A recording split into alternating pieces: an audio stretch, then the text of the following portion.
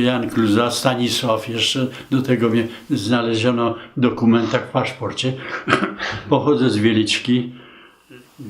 Tu już w Sejnach jestem 67 lat. Wychowaliśmy z żoną 3 dzieci. Niektórym może się wydawać to śmieszne, ale niestety prawdziwe. To już nie B-klasa, w której zagrało się 4 spotkania i to wszystko. Drużyna spotykała się przed meczem i wystarczało. Prawdziwą maksymą jest, im wyżej się pniesz, tym większe są wymagania. Nie tylko na boisku, ale i poza nim.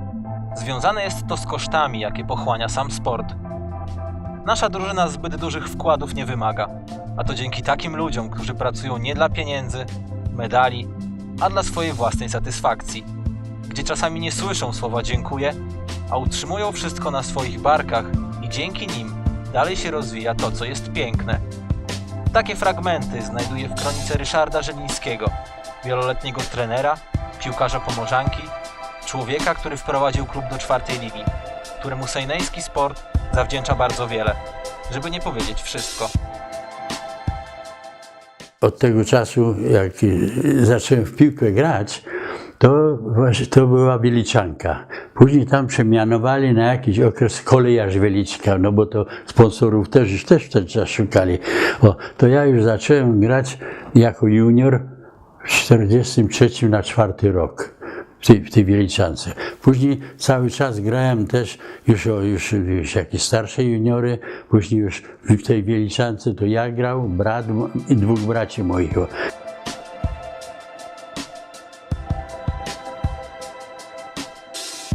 Kilkadziesiąt lat temu sport wyglądał nieco inaczej. Był nacechowany większą pasją czy poświęceniem. Jednoczył społeczność. W wielu miejscach była to jedyna forma rozrywki na żywo. Drużyna piłki nożnej w Sejnach swoje początki zapisuje w latach 30. W tamtym okresie miewała różne nazwy: Spójnia, Pogoń czy Sparta. Mecze rozgrywała z drużynami różnych narodowości, m.in. z Żydami, których drużyna nazywała się Makabi, czy Litwinami. Od 1956 roku była już to Pomorzanka Sejny. W latach 70. piłka nożna zaczęła przeżywać kryzys, który od 78 do 85 roku doprowadził do rozpadu drużyny. Mimo popularności dyscypliny nie było chętnego, który by od nowa zaczął odbudowę zespołu. W 1985 roku po wcześniejszych udziałach w rozgrywkach LZS drużyna zostaje zgłoszona do klasy B. Po tylu latach przerwy w zawodnikach był widoczny ogromny głód gry. Zaowocowało to już w pierwszym sezonie awansem do A-klasy, gdzie Pomorzanka grała przez kolejne 3 lata. Sezon 89-90 zakończyli na 3. miejscu. Po reorganizacji rozgrywek drużyna trafia do okręgówki. Od samego początku była to praca i społeczna gra zawodników. Trudna sytuacja finansowa nie pozwoliła podnieść sportowego poziomu drużyny. Zespół brał również udział w rozgrywkach Pucharu Polski. Jednym z bardziej wspominanych meczów jest ćwierćfinałowy, zacięty bój z 1992 roku w regionalnych rozgrywkach przeciwko trzecioligowym wówczas Wigrom Suwałki. Mecz zakończył się w późnych godzinach wieczornych awansem Suwalczan. Początki doskonale pamięta Jan Kluza, człowiek związany z lokalną piłką od ponad 70 lat. Do Sejn wezwała go ojczyzna, jak sam mówi. Następnie poznał tu kobietę swojego życia i postanowił się osiedlić. Jest to już jedna z nielicznych osób, która pamięta początki i pierwsze mecze piłkarskie na zapomnianym boisku w sejneńskim malowniczym lesie Borku. Było 12 batalionów w brygadzie, to my rozgrywali takie między sobą mecze. O tego kolegę, on z Krakowa jest, Krakus. To my się dopiero tutaj poznali. Później on podpadł tu w Sejnach, bo był na granicy w Hołnach, no i jego wyrzucili przenieśli go do Sokółki. Przyjechali tutaj, to się pytam, mówię, o co my gramy? Bo my prowadzili 1 czy 2 punktami przed nimi.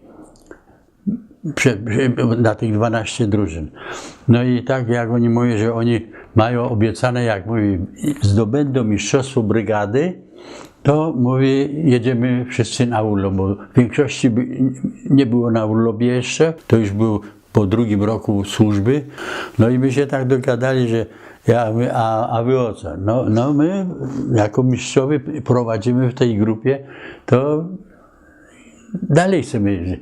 No i tak na przerwie my się dogadali, bo my na przerwie, my prowadzili, Sejny prowadziło 1-0.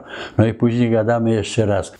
Ja do niego mówię tak, Stasiu, słuchaj, tak, bo moi zawodnicy nie chcieli się zgodzić. Oni nie grają, jak wygrają, mówię, to wygrają, a ja do tego Staszka mówię, tak mówię, Staszek, mówię, uważaj po przerwie, mówię, ja tu będę starał się 2 kiksy takie zrobić, czy coś, żebyście, mówię, ty wygrali. No i jakoś, pierwszego to zrobiłem jakoś karnego, ręką machnął, karnego strzelili i później drugą bramkę to też jakoś, że na polu karnym, czy na przedpolu jakoś tak, nie przypominam jak to było, faul też i drugą bramkę i oni wygrali w ten czas z nami 2-1. A miałem zaszczyt jeszcze w ten czas, obydwa żeśmy zagrali przeciw Legii. Legia była na obozie w Augustowie. To jeszcze Górski grał, pozapomniałem nazwiska. To my przegrali z nimi 5-2 z Legią. To ja grał pół meczu, a ten Stasiek grał cały mecz. No i później tak się tak tworzyło po wojsku, w trakcie wojska, po wojsku zostałem tutaj, no i tu mnie już tak znali trochę z wojska jako piłkarza i tak od razu, ja żebym tutaj przyjechał, to od razu mnie tam koledzy mówią, organizowała się wiosenna ta runda, no i mnie tak zaangażowało, że grałem tam, ja mówię, przez 7 lat w Pomorzance czynnie w piłkę.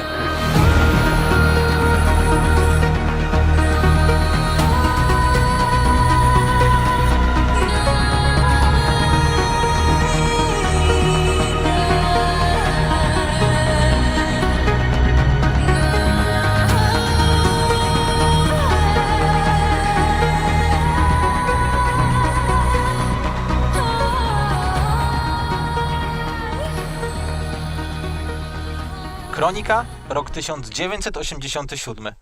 Mamy upragniony awans. Po tylu latach znów tabela A-klasy. A to się liczy, bo już nie niziny. Niektórzy wybiegają już naprzód i widzą okręgówkę. Wiadomo, marzenia nic nie kosztują.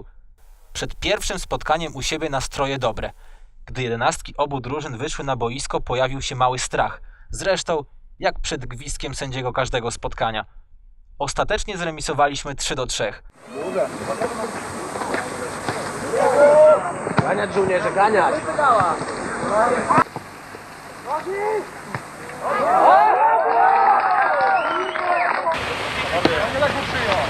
Gramy?